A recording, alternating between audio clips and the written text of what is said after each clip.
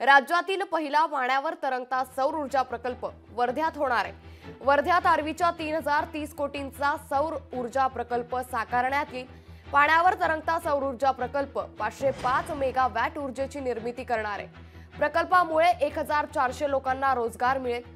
उपमुख्यमंत्री आणि ऊर्जा मंत्री देवेंद्र फडणवीस यांनी या प्रकल्पाला मंजुरी दिली आहे। सुमित वानखेडेंच्या मागणीला अखेर यश आल्याचं सध्या पाहायला मिळतंय।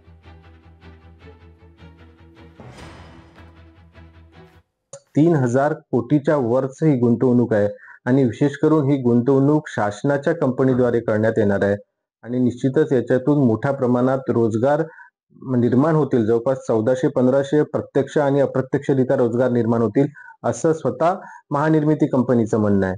तर मला असं वाटतं की आर्वी तालुक्यासारख्या ठिकाणी इतकी मोठी गुंतवणूक, इतकी मोठी संधी आम्हाला सगळ्यांना देवेंद्र फडणवीस साहेबांनी दिली आहे। निश्चितच या क्षेत्राचा औद्योगिक विकासाची ही सुरुवात आहे।